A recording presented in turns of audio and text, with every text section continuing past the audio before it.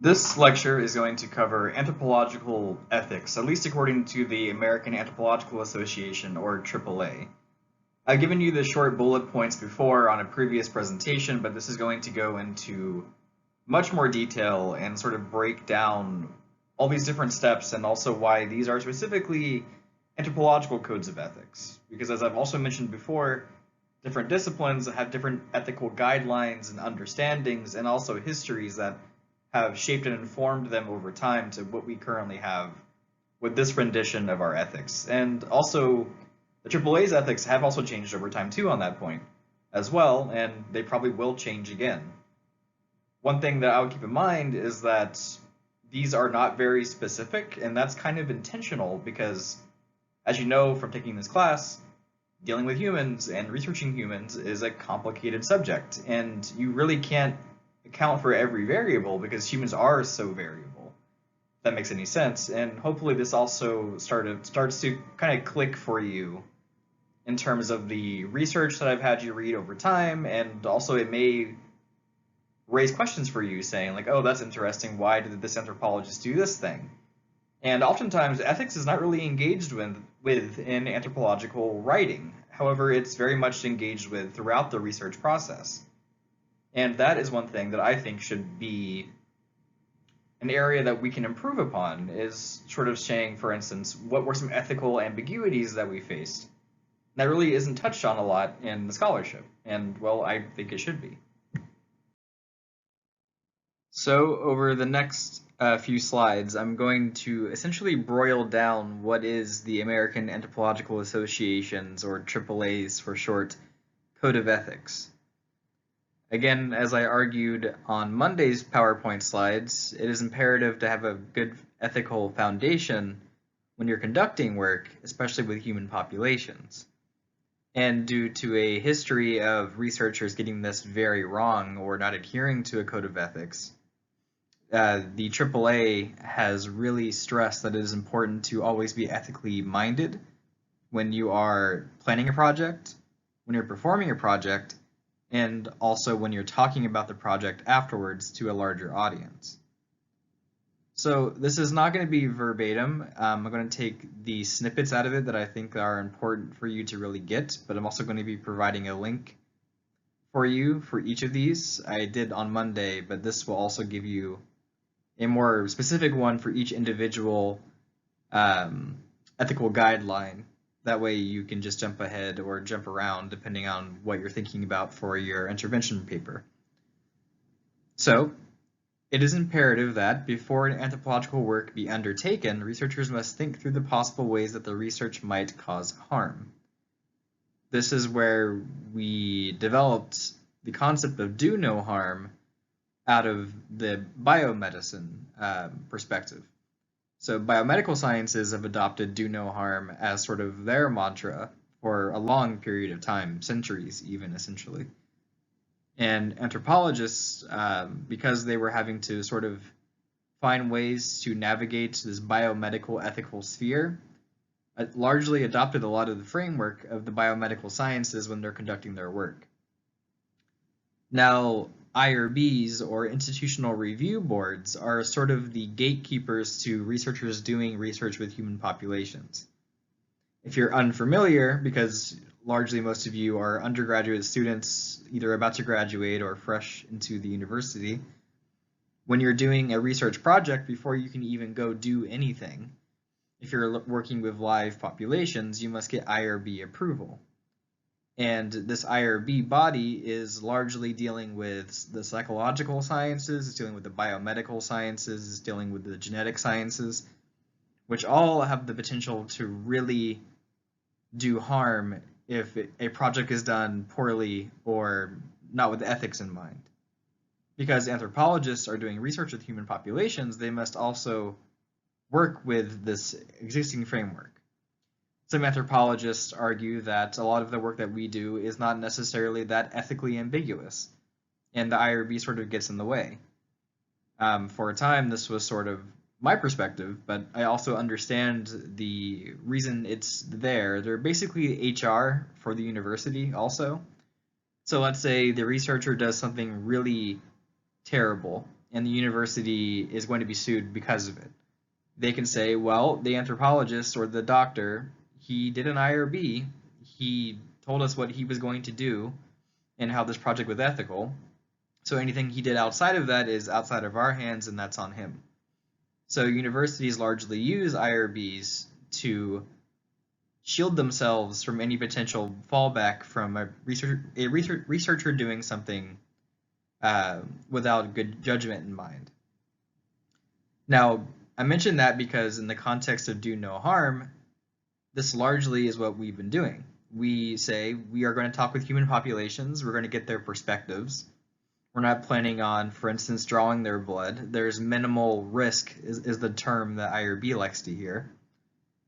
Yet, that may not be sufficient for a lot of people, and we'll get into that in the next slide. But before I jump too far ahead, the next sentence they have here is, among the most serious harms that anthropologists should seek to avoid are harm to dignity and to bodily and material well-being, especially when research is conducted among vulnerable populations. Now, breaking this down, harm to dignity can mean many things to many different people. One thing that I had mentioned in this class also, I think in a previous in-person lecture, is that the AAA Code of Ethics for a lot of anthropologists is intentionally ambiguous, meaning it's kind of vague and it's up for interpretation. Because again, we're dealing with humans, which are irrational animals, so you can't really have a itemized guideline for how to interact in every situation. When you were doing your GEA1 observations, there probably were some awkward conversations that were had with your participants. That's because it's weird that researchers are going and talking to you when you're out in the community somewhere. Now, take that in terms of an ethical issue or an ethically more ambiguous space. So for instance, one group working in the context of a shelter for those without homes or the homeless, this can be a vulnerable population for the IRB.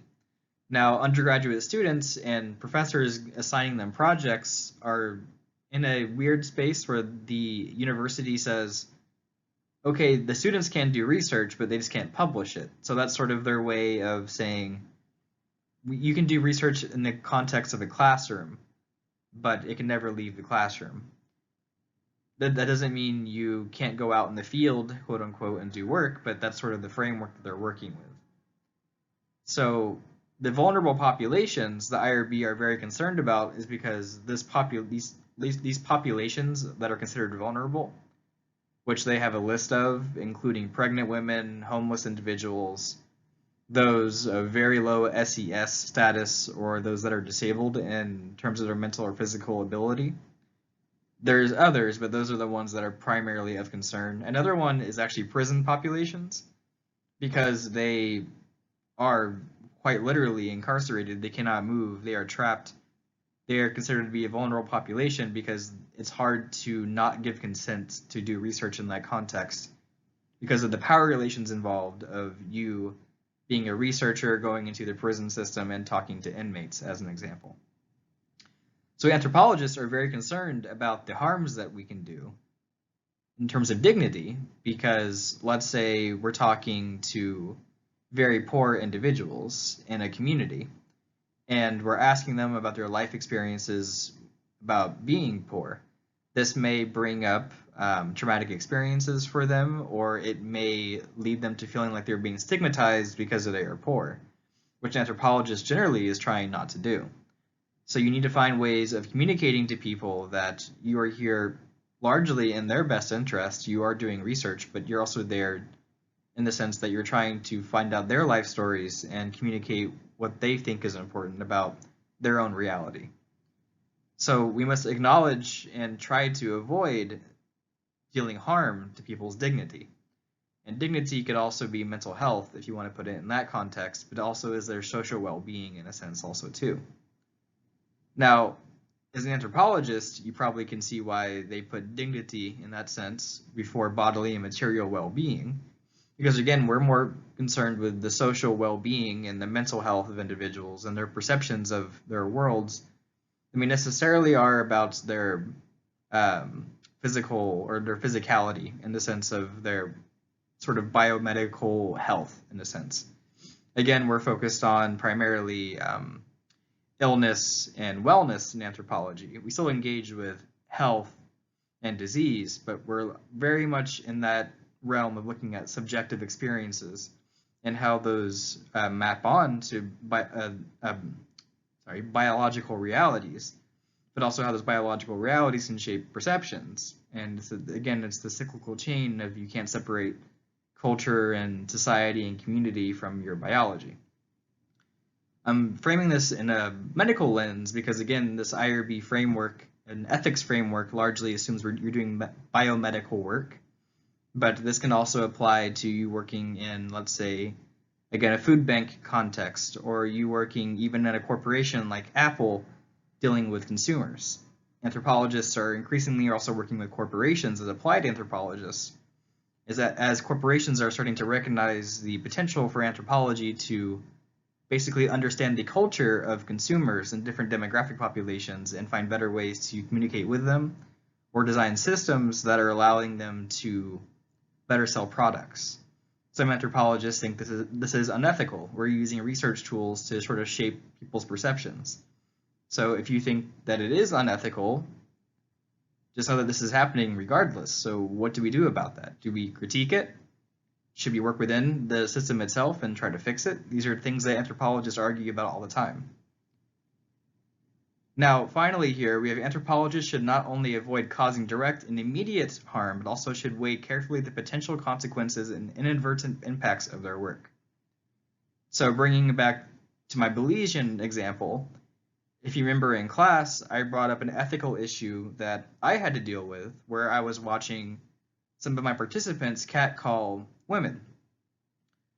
I could have intervened because I thought the behavior was problematic and said, hey, you shouldn't be doing this. I'm harassing the women, essentially, that you're talking with. I could have done that, and as a Westerner, let's say in the United States, I probably would have intervened.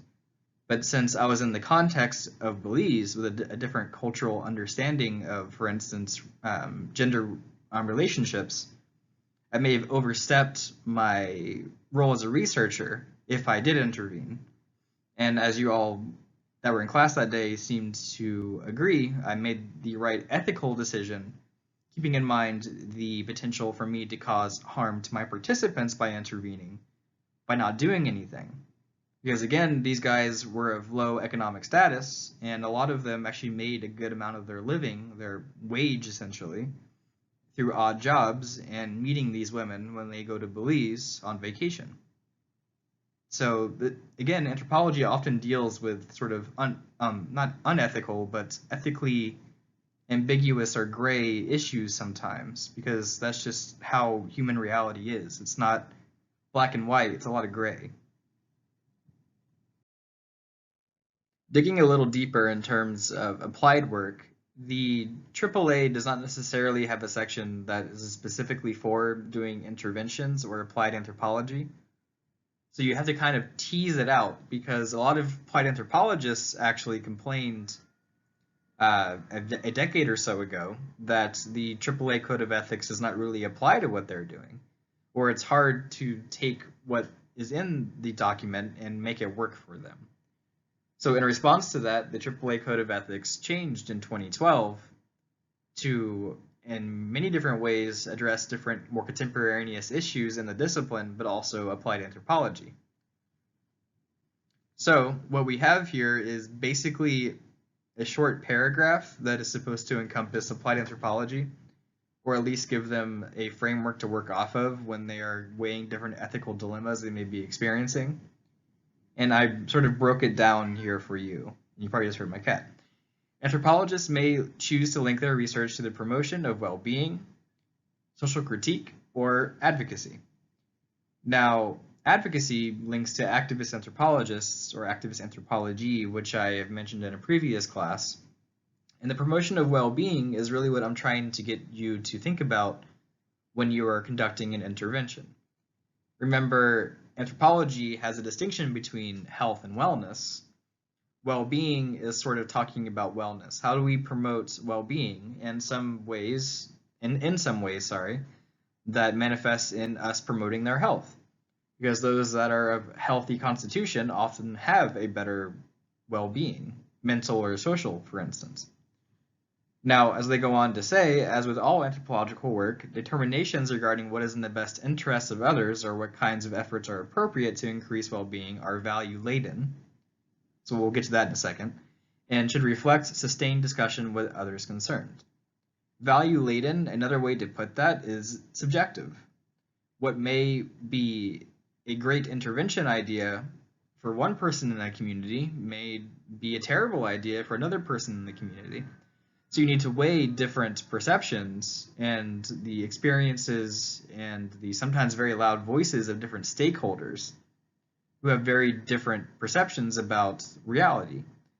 So needle exchange programs are a good example of this. If you are unfamiliar, even though I think I assigned you a reading not too long ago on the topic, a needle exchange program essentially is somewhere where users of drugs, through needles, for instance, can acquire clean needles, either by exchanging used needles or by just getting ones they didn't have previously. The mentality is if we give those that use drugs clean needles, we will reduce the spread of different diseases, including HIV/AIDS, because a large contributor to the spread of HIV/AIDS is through the sharing of different needles that are previously used. So as one user injects, maybe their friend next to them or someone next to them also would like to use the needle. Since they don't have access to a clean needle, they may share the needle. That sharing of the needle is a risk factor for the spread of HIV/AIDS. So, from a public health perspective, it makes sense to do what's called harm reduction by providing people the ability to have clean needles when they may not have been able to already. However, from the perspective of law enforcement, for instance, they often are very against needle exchange programs. Because from a law enforcement perspective, if you are giving people clean needles, you are, in a sense, quote unquote, promoting drug use by giving people a way to facilitate the use of drugs. This often is also the stance of, let's say, right-wing politicians who argue that from a conservative perspective, it does not make sense for certain communities to promote, in their mind, the use of drugs through needle exchange programs. However, public health efforts, which usually, I don't think this is going to be a surprise to anyone, usually have a more liberalist or socialist stance because they're trying to promote population health. They often take the stance that no, we need to promote the reduction of harm through needle exchange programs. So let's say you're trying to do a needle exchange program intervention. You must then weigh the different stakeholders in the community. That could be the local doctors dealing with high rates of HIV/AIDS transmission and also drug use. It could be the police in the community who are resistant to a needle exchange program.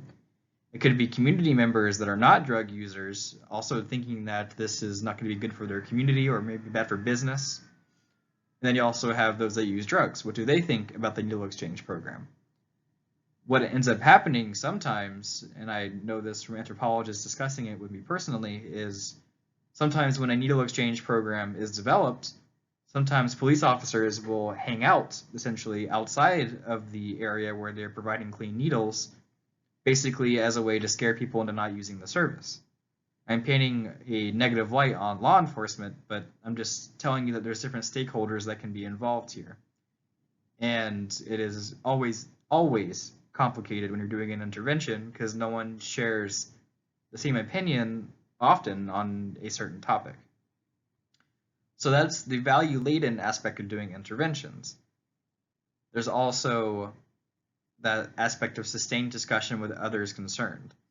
So when you're talking to stakeholders, let's say you want to do a needle exchange program in this context, they may initially be on board with it.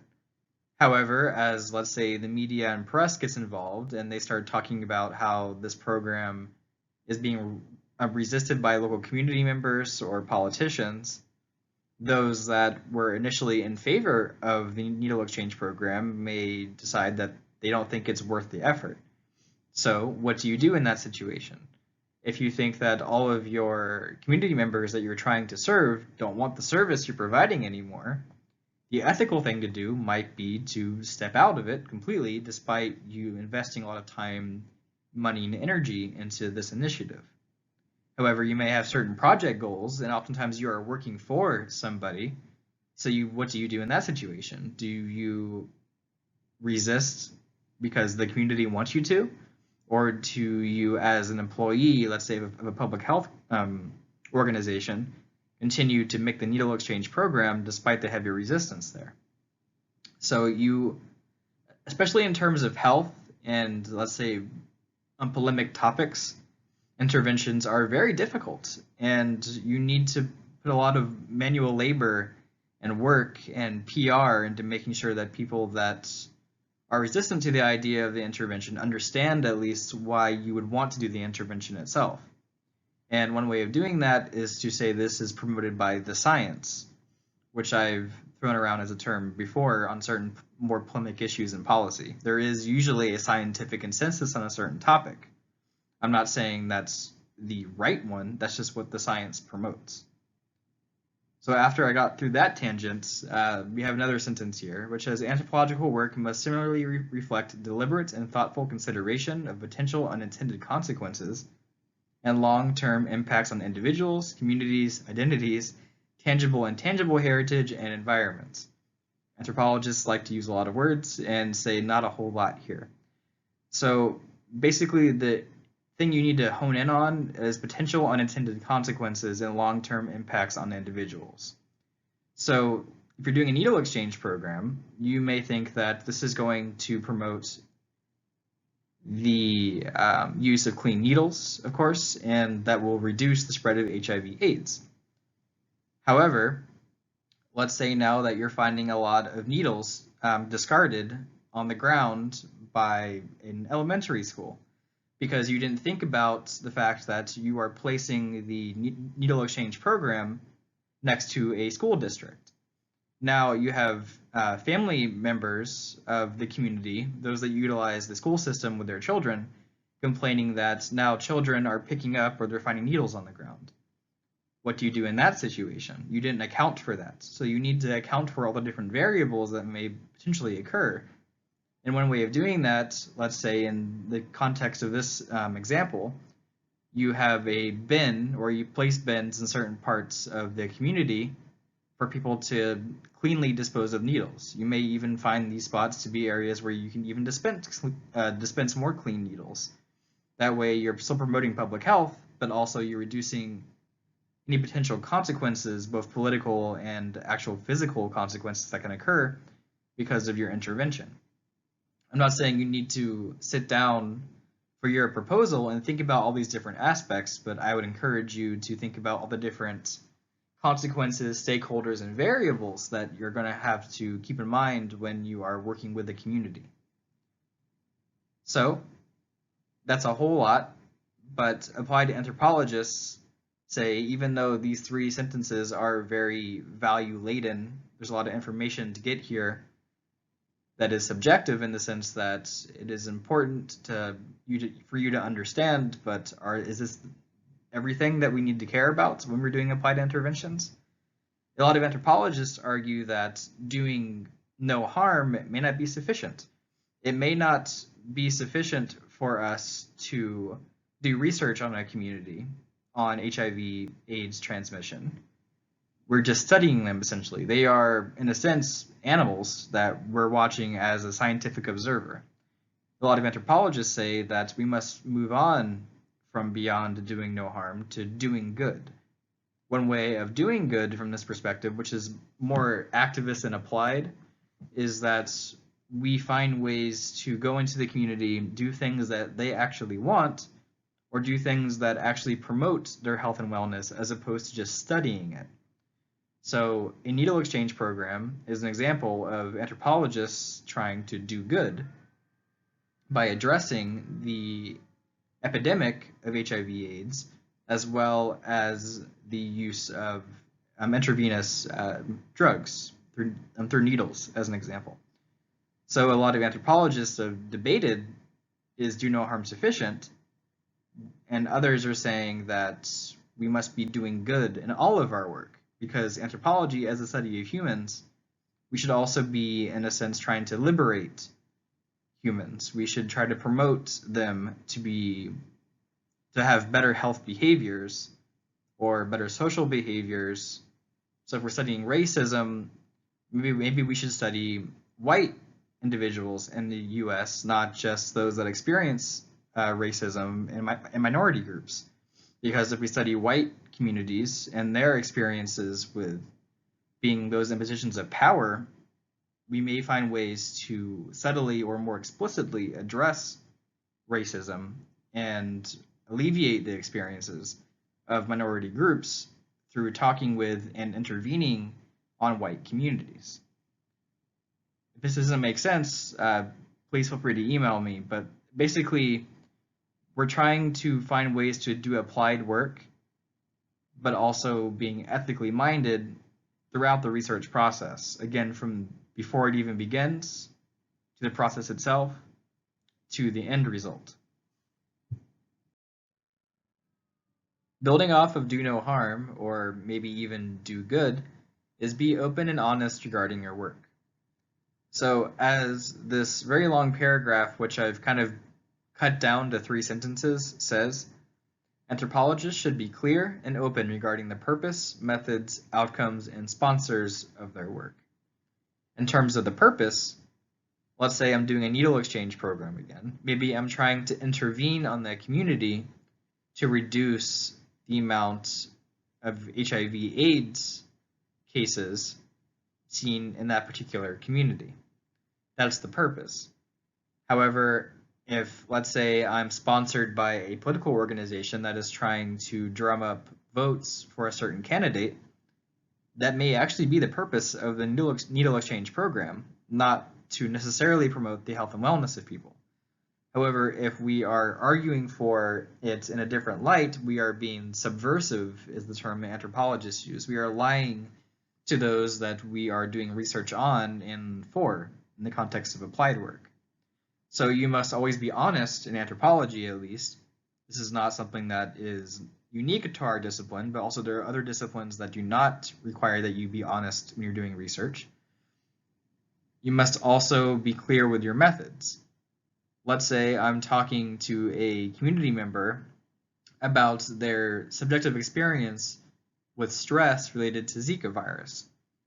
If I say, oh, I'm just going to ask you your experience about Zika, but then I go home back to the United States and I perform, let's say, a psychological analysis of their results or their data and found that, let's say, this person has a high rate of mental illness because of X, Y, and Z factor. This is a bad example. What I'm trying to say is you need to be clear with your participants why you are doing the methods that you're doing. When you're an anthropologist in the field, usually you have what's called a informed consent document that says, basically, I'm an anthropologist doing work on X, and I would need to be able to ask you certain questions related to Y and Z, because I think that your perspective would be beneficial in informing my own research. I'm going to ask you these sorts of questions and this method, so let's say an interview, and anything outside of that is me being subversive or lying to them because I wasn't open about what I would like to do or what I'm taking from them. In the context of medical work, this often has been a critique of a lot of doctors who, for instance, go into a certain community, like in a rural country, draw their blood and say they're performing a test to see if they have HIV/AIDS. But once they get the blood, they may perform other tests to see, for instance, oh, what genetic risk factors are they presupposed to? Because they have now their DNA, essentially. Since that was not what they initially asked for, a lot of IRBs or community members also largely say that this was you lying to me. You did not say you were going to extract my blood for this ulterior reason. you said you were going to use it for this specific reason. This applies to an interview in terms of anthropology and also in that more biomedical context. You must be explicit with what you intend to get out of this. Whether that's you want to publish or you're writing a paper, these are things that you need to say when you're doing an intervention or when you're doing research. This leads to the outcomes. So let's say you told the community members that you intend on writing an article based on your findings. However, let's say you're teaching a class and you end up writing a textbook using the quotations from your participants, and you're making a lot of money out of it without involving them. You've created a new outcome that the community was not aware of, and you, in a sense, are extracting from them again in a different means outside of what they expected you to by profiting off of your own research without involving the community in the process, or at least letting them know that you intended to do this while you were doing the research itself. In terms of sponsors, again, you must be explicit and say, like, for instance, I'm not working alone. I'm getting sponsored by a grant from National Geographic. Because let's say someone has a negative opinion of National Geographic. If I'm not explicit with the fact that I worked with that organization, that they may come back to say, I want you to get rid of that data, or it was unethical that you got that data because I didn't know that you had someone that you were working for. So anthropologists working in a corporation or a corporate setting, this is also very important. Let's say you're working for Apple or Microsoft, and you're getting data on consumer habits. If you're doing a survey and you don't say you're working for Apple, these people essentially just had their data taken from them or stolen from them without their knowledge.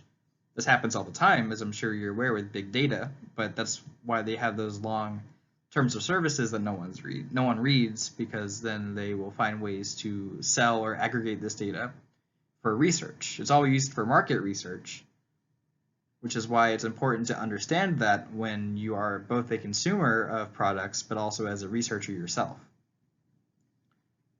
So, related to the previous slide, anthropologists have an ethical obligation to consider the potential impact of both their research and the communication or dissemination of the results of their research.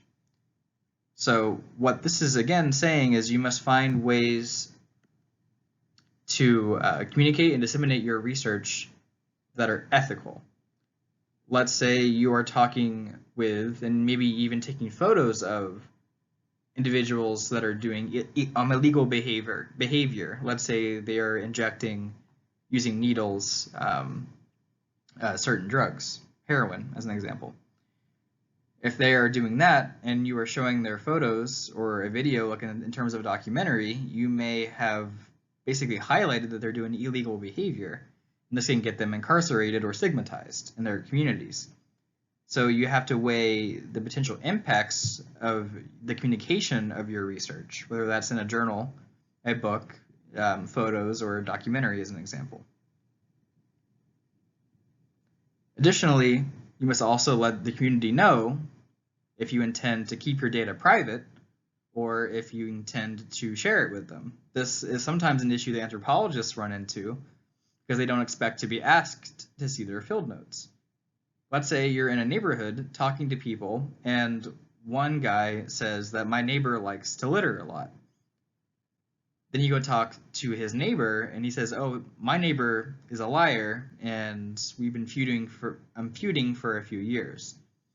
Now let's say you bump into the first guy a week later and he says, hey, I want to see your field notes because I think that you've been talking to my neighbor about me. What do you do in that situation? Do you show him the notes? Because it is his own words, so it's in part his product as well as your own.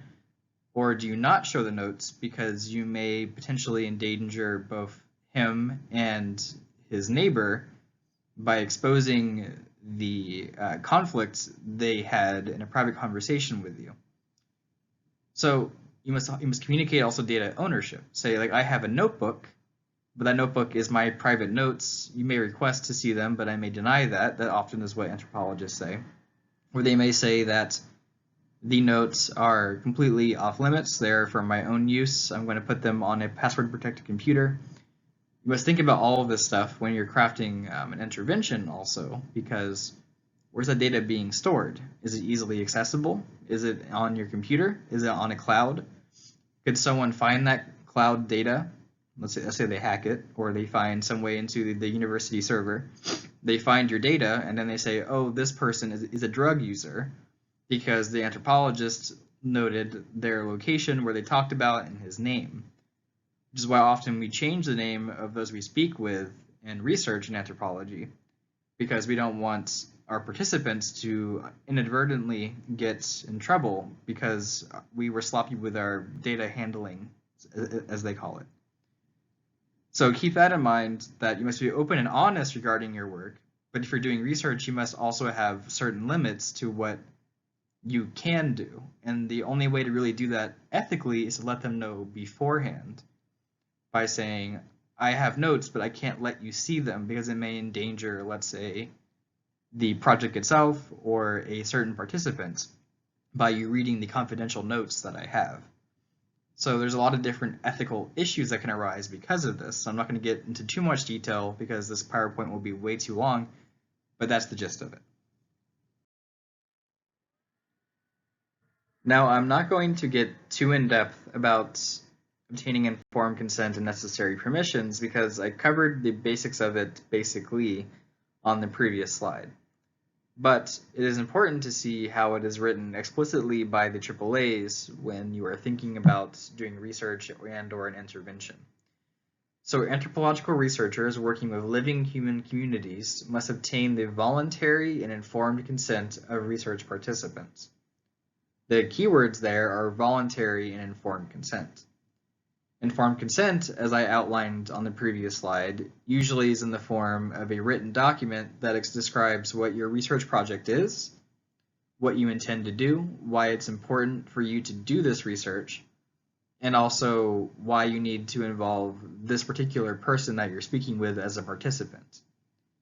I say need, but the volunteer, or those that are maybe participants for you, can opt out or exit the project at any point in time that they want, in anthropology at least. So let's say I'm talking with a doctor about Zika virus in Belize. I got his informed consent by asking him if he would be a volunteer participant in my research project. He said yes, but then a week or so later, let's say he got cold feet because he was afraid the Ministry of Health may hear about what he's saying and he feels like he may have his job on the line. He may decide that it is in his best interest to opt out of the project. So then that means I can no longer use him as a participant. If he chooses to, he could request that I have the data that I got from him be expunged or taken out of my project. That would be a big blow to the ability for your research to say this is the reality of a certain topic. But as an anthropologist, the well-being, both mental and physical, of our participants is more important than our research project. This is where we, as anthropologists, divert ourselves from other disciplines or diverge. Because let's say we're talking about journalism. In journalism, once you get, again, I'm brushing a broad stroke here, when you get consent, a journalist says, well, okay, you gave me consent, so I will use your data. It is now mine. To an anthropologist, that data is not necessarily yours. It's a combination of yours and also the participants. So who's to say that you have the right to still publish their words when they say that they no longer want to? So this also is sort of where psychology comes into mind, because psychology has a similar way of conducting research. But that being said, no one way is correct, and certain codes of ethics may have more weight depending on what you're doing than others. So I'm highlighting the AAA code of ethics, but there are other codes of ethics that may have more relevance to you, depending on, let's say you're working in a more physical science situation, let's say you're in a hospital. A biomedical code of ethics or a public health code of ethics may be of more use to you. However, as an anthropologist, this is the one that I adhere to, but I'm also cognizant or aware of others as well. So I've already touched on this already, but the consent process should be a part of project design. So how do you think about getting consent, and continue through implementation as an ongoing dialogue and negotiation with research participants. So there is scholarship in anthropology that argues they may have given consent originally, let's say on the first day of your research project, but because they are not researchers on average that you're doing work with, they may not know that they can opt out. You need to let them know, let's say every once in a while, maybe let's say like a week after you get that initial permission, that I just want to reiterate at any point, if you feel discomfort with this project, please feel free to opt out or back out of the project. You have that ability to do so. There's no legal binding essentially that is making you talk to me. A lot of participants or community members don't know that because, again, they don't interface that often with researchers or the academic system in which we operate within and take for granted. Now, you don't necessarily need to get permission when you're doing anthropological observations from everybody. So for those that went to the beach, for instance, you didn't need to speak with every single person on that beach to get their permission, because this is a public venue. You can think about this in terms of Starbucks, think about this in terms of McDonald's, any public space essentially where people congregate. There is a reasonable expectation that you're going to be overheard in such a context. So when you're doing participant observation, a large amount of your work is hearing or overhearing conversations around you or observing behaviors about individuals and how they interact with others in a public space. That, like photography, is a lot easier to argue that you do not need to get explicit permission from anybody, as opposed to interviewing someone specifically and getting, let's say, their life story. So the issue of informed consent and permissions is also heavily on the minds of anthropologists, often argued much more so than other disciplines that work with human populations.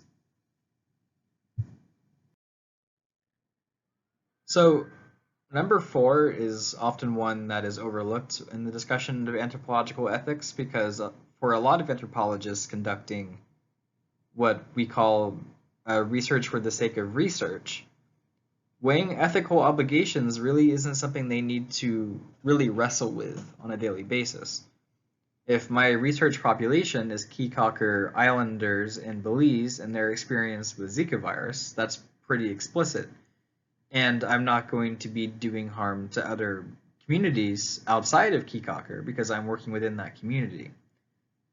However, let's say you're an applied anthropologist working for, again, a data analytic company that maybe is contracted by Coca-Cola. Your employer is Coca-Cola, but the community you are doing research on is, let's say, a subset of consumers. Who are you supposed to adhere to in terms of who do you answer to, or who are you responsible for making sure that your data is both accurate and also transparent? Let's say you're doing market data on a predominantly African American community in Tampa Bay to see what is their level of consuming Coke products and how can we increase that.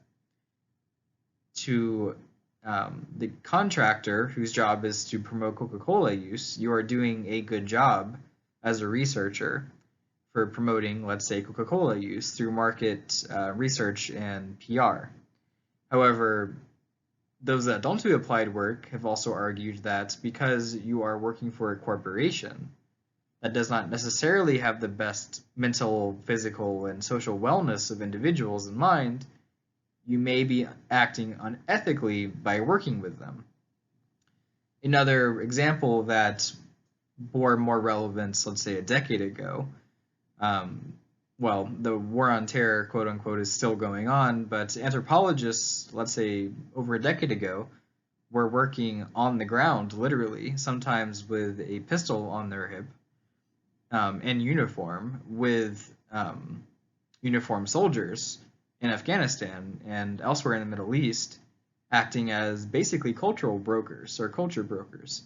They would go into a community, they would assess, let's say, okay, what language are they speaking, what demographic do they often or predominantly belong to, and how can we find a better way using what was called the Human Terrain Services Program to make sure that our troops are safe and we have a way to have a foothold in the Middle East during this so-called War on Terror. Now, anthropologists were highly critical of this, including the AAA board itself, because of the power relations involved. You as an anthropologist supposedly are supposed to most often be working with the most vulnerable populations of a community. Anthropologists, for its long history, often works with the community at that level, not so much like in the government setting or in policy. We tend to focus downstream, it's called, not upstream, towards doctors and politicians or wealthy elites. This is starting to change, but this largely was what has been informing a lot of anthropologists, seeing anthropologists working in corporate settings or for the military, for instance. Because, let's say you are trying to get informed consent and do an interview with a participant in a village in the Middle East. But you show up in a Humvee with a pistol on your hip and armored soldiers with you. Do they have the capacity or the agency to really give informed consent there? Or because of the power relations involved, are they maybe under duress or feeling coerced, give you permission and consent to do your work? So anthropologists at the AAA were saying that those working with the Human Terrain Services were not weighing the competing ethical obligations of being an anthropologist in that context by working with the US government because of the power relations involved. Those working within the HRT, in their context and their perspective, which is often the debate, is we are working within the system, and if there's not an anthropologist here who is aware of the cultural dynamics and ethics behind doing such an intervention, it may be done, in a sense, worse without us being there. This is a concept that is still up for debate and is still going on in the context of applied work in corporate settings or in governmental settings, where anthropologists that are doing applied work are saying that we need to be there. If we're not there, someone else is going to be doing the work. It may be a sociologist, it may be a psychologist, and they may do it in a different way that maybe we think is even more unethical. So this is a topic that is very gray, and a lot of anthropologists will get in long arguments over many drinks about what is the solution or what should happen with programs such as the Human Terrain Services, which got debunked and now got renamed something different, but that's a different topic. So there are varying relationships when you're working in an intervention also, because again, you may be getting funded by a large taxpayer organization or a private corporation that may have an ulterior interest beyond just, let's say, providing a needle exchange program. So when you're working in that context, you must also weigh the fact that you are, in a sense, an employee while also doing an intervention that is heavily engaged with ethical dilemmas. Let's say in vulnerable populations, such as those that are homeless, utilizing needles to inject different drugs. So that's the asymmetries of power, which is more explicit in the Human Terrain Services example, but is always present when you are doing research. When I am a white male foreign researcher going to Belize, there's an asymmetry of power there because of my intersectionality and my positionality and how that is perceived by those that I'm doing work with. There may be an unconscious bias among the community members that since I am perceived to be different and perceived to have more power, they maybe need to speak with me. So I need to make sure that my informed consent document makes it very explicit that they have the ability to not talk to me or drop out of the research at any point. Another more recent issue that's been coming up lately in anthropology is the issue of making your results accessible. So anthropologists should not withhold research results from research participants, especially when these results are shared with others. Since I have published an article on Zika in Belize in an academic journal, there are issues in terms of accessibility to that article for my participants. That journal is easy to access if you are working within an institution such as a university, because universities get access to certain academic journals. However, a poor community member in Kikaker, Belize will not have such access, raising questions concerning the equitability of my research results. So how can I make sure that community members are aware of me publishing and that I'm using some of their own words to describe what I'm seeing in Kikaker as a researcher? So let's say I get an email or a phone call. Oftentimes WhatsApp is used by participants to communicate in Belize that says, hey, I saw you published an article. Can you give me access to that? To an anthropologist, it would be unethical for me to say, no, you can't access this article. What should happen instead is I send them a link to the article. That way they can read it. If I want to take the extra step, I would even probably make what's called a more crunchable document that is easier to read without having an academic background. You've read anthropological readings this semester that probably were making your head scratch. Or sorry, making you scratch your head. Now imagine if you have a much lower education level and you're trying to read very dense anthropological writing. It's going to be really tough. So you may even hand them the article, but then there's questions raised concerning, are they even able to read it in general? Like, are they able to actually read? Or is the level of reading that's required to read their article out of reach? So that's tied to accessibility, both physical, as in like I can actually access it, and also having the ability to read or interpret it without the anthropologist being there to explain it. However, there are certain restrictions. Let's say you are working, again, for Coca-Cola, doing market research, or you're working in a biomedical setting where you have access to patient records, and then there's HIPAA violations there that can occur if you share information. Or if you're working for Coca-Cola, that information is proprietary and belongs to the organization, so you may not be able to freely disseminate it. At the bottom here, there's a short line that I think is kind of more pointed daggers at applied anthropology work, and that has been critiqued as being such. And it says, proprietary, classified, or other research with limited distribution raises ethical questions which must be resolved using these ethical principles. So, is it ethical that a researcher, as an anthropologist at Coca-Cola, can or has to withhold information to their patients? That's up for debate, because Coca-Cola would say that is their property, but is it also not the data that was aggregated or taken from participants, their own words? So anthropologists have also argued over this in terms of accessibility.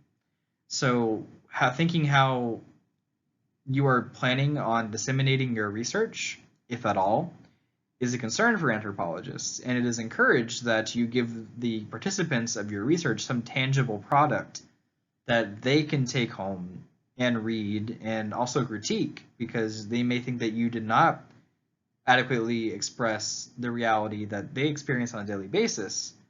And having that critique is also very important because it may help you create better research in the future. Interestingly, Protect and Preserve Your Records is a fairly lengthy document on the AAA Code of Ethics, in part because, again, anthropologists do a wide variety of work with human populations, both dead and living, including biological anthropologists, let's say forensics, as well as archaeologists. So they need to have a clear understanding of how they're going to keep physical remains and also written notes, which could be proprietary information or could potentially be used to identify certain populations. So, since we're not going to be doing that in this class, I'm going to basically tell you what would be useful in terms of an intervention proposal. One way of doing that is giving you sort of a boilerplate that many anthropologists tell the IRB as sort of a catch-all to say, yes, I'm being responsible with my data. And that is all physical written notes, so let's say you're keeping a journal, will be transcribed digitally and placed in a password-protected folder on a password-protected computer that only I or my team will be able to access. Again, all the IRB wants to know is that you are thinking about how you're going to responsibly handle your data preservation when you're doing analysis. I mention analysis because IRB usually also has a stipulation that you are supposed to delete or, quote, destroy that raw data after you're done with a certain project, usually after 1 to 3 years after the project is complete. Now, many anthropologists actually do not do this because they think that the data is not that, let's say, unethical to keep holding on to, and also they are concerned with, well, I might want to publish on this later on. So even though the IRB says you must destroy your data after a certain amount of years, many don't. There's a lot to talk about there, but we're not going to dig into too deep into it because this is not an ethics class necessarily. But all I'm going to have you do for the intervention is basically just acknowledge that you are aware of the stipulation. So you just say, again, all physical written notes will be transcribed, blah, blah, blah, blah, and that at a certain point the data will be destroyed with the intention of this data not entering into the wrong hands. Let's say you're working with a vulnerable population on a university computer. That's where your data is. So you have a computer at the university that has information on those utilizing the needle exchange program service. Let's say a couple years from now, you're no longer at the university, but since you use a university computer, that data belongs to the university. So another researcher a year later may somehow find your information, which is identified by saying this is participant Y, this is participant Z. They might find your code book, essentially. And then they could then reach out to that person, let's say someone utilizing the needle exchange program when you were doing the project, and say, hey, I'm doing a follow-up on this project. But because that person never consented to having a follow-up, they may not even have known the data was still collected or was in a repository somewhere. That raises an ethical concern because they did not know that their information was being used by someone else for a different purpose. So that's sort of the reason that information is supposed to be destroyed. Also because, let's say, you're working in a community and you're working with all physical objects, let's say a journal, because there's no access to internet or not reliable access. You may run into a scenario where someone steals your notebook. If you did not write code names for everybody, that person now has basically your journal describing, I talked to Dave last week and he talked about robbing one of his neighbors because he needed to buy drugs or something. Now that that information is out in the public, you may have basically given someone else who may have a very negative idea what to use that information for, a means to harm or do harm to your community. So it's always very important that we consider protecting our records because in a sense we're also protecting our participants in the process. So I'm almost done, I promise. Number 7 of the AAA Code of Ethics, the last one, as I'm sure you're happy to hear, is maintain respectful and ethical professional relationships. So in mentoring students, interacting with colleagues, working with clients, acting as a reviewer or evaluator or supervising staff, anthropologists should comport themselves, basically act a certain way, that promotes an equitable, supportive, and sustainable workplace environment. This is trying to be all-encompassing, but again, applied anthropologists often argue that they're kind of left out of this, where it is mention of, let's say, them working with a private organization or them doing public health work. there's no real mention of that here. So that being a small digression, what this is basically saying, you can think of it in terms of the Me Too movement because it's more salient, and it's also something that academia has experienced, even though it doesn't get a lot of media attention. I say often because it is often. There's a high rate of this going on, of mentors, so let's say professors, um, trying to coerce or exploit undergraduate students, predominantly women, into compromising situations, with the implication there would be some quid pro quo. So for instance, I will let you be my graduate student. You can get into graduate school more easily, or I will give you better grades. This, of course, is very problematic and unethical, but it's important to highlight that it does happen, and that anthropology also is not immune to it either, even though we consider ourselves to be a pretty woke, essentially, discipline. There's a lot of issues going on within the discipline and also outside that anthropology needs to do a better job of engaging with. There have been efforts to do this. So, for instance, there was an initiative to do scholarship on sexual and physical harassment faced by individuals doing archaeology field schools, which found that a large amount of women and also men were being harassed by those in positions of power. So let's say the organizer or lead researcher of an archaeological field site project, or the graduate students that are assisting them.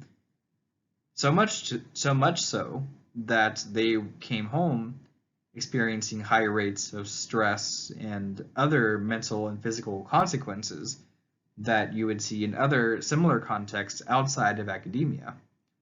Anthropology is starting to really engage with this. It sort of was something that, like in other disciplines, is not really something that's made explicit.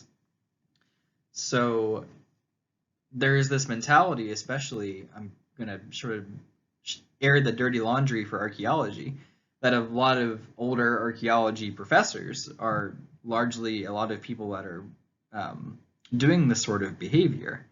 And there was an incident where a large group of largely white men, archaeologists, got belligerent at academic conferences and started an argument over one of the lead researchers on the project looking at archaeological sexual assault harassment faced by volunteers. This argument sparked a heated discussion, let's say, at an anthropological conference about the need to be more engaging with sexual assault and violence and harassment faced by students by and perpetuated by professors themselves. This is not to say that this is necessarily just about professors and student interactions, because again, it talks about working with clients, working with colleagues, or being a reviewer for, let's say, a manuscript. But this is one that's probably more relevant to you. Also, the last thing here it says is they should facilitate and encourage their students and research staff to engage in dialogue on ethical issues and discourage their participation in ethically questionable projects. That last part here is why I'm stressing ethics when you're doing an intervention. I need to make sure that the project that you're proposing isn't informed by course concepts, but also is conceptualized in a way that I know would be done ethically. So go through each of these codes of ethics when you're doing your intervention and say, how am I making sure that I'm going to do this effectively? In terms of what that looks like on a paper, you can even break it down if you want to itemize it essentially and say, to address, let's say, keeping my record safe, I will do X. This is just an example. But just keep in mind that this is an issue that, of course, is not unique to academia. It's much more pervasive. So think about this also as a code of ethics, in a sense, for your daily interactions with others. If you see someone experiencing sexual harassment, you should be an ally for them and intervene if you think that the situation is safe for both parties to do so in that case. So keep that in mind, and I'm going to wrap this up by just giving you some resources. Basically, different ways of thinking about doing interventions. And I hope you have a relatively safe and, sorry, boring self-quarantine process, but we're all getting through this still. All right, so the last slide. You do not need to watch all of these videos, but they're just basically a shotgun approach to me showing you examples of intervention efforts and also sort of how you can conceptualize doing your proposal. These are not exhaustive, of course, and again, I'm encouraging you to think either outside the box or more creatively using key course concepts about what you would like to do based on an issue or problem of relevance to you. Now, this project is going to start hitting you pretty rapidly because we're nearing the end of the semester. So I would encourage you, again, when you submit to me your research questions next week, that you really sit down and think about what you would like to do. Again, I'm here for you if you're not sure about the direction you want to take, or if you're confused about what's required of you. Again, it's a proposal. You don't need to do anything. You're just going to basically be pitching to me using basically the framework I gave you for Monday's class on the PowerPoints there for an issue of concern to you and how you want to address it. In terms of your key reflection paper on an issue of concern to you, start to conceptualize why is it a problem for you and why is it worth addressing. You may think it's worth addressing, but you need to pitch it to me. You need to convince your audience that this is an issue worth fighting for, in a sense, when you're doing your proposal later on. Again, you don't have to watch all of these. If there's one of interest to you, go ahead. I'm not going to police you. But I encourage you to look at them just so you can see what other researchers are doing at a bare minimum, because there's so much work going out there that it's easy for things to fall through the cracks. And watching this sort of videos are a good way for you to maybe even get inspired to do work in a certain direction that you didn't think about, or use a method or tool that you didn't think was possible. So again, have a nice rest of the week, and I will talk to you on Monday's lecture.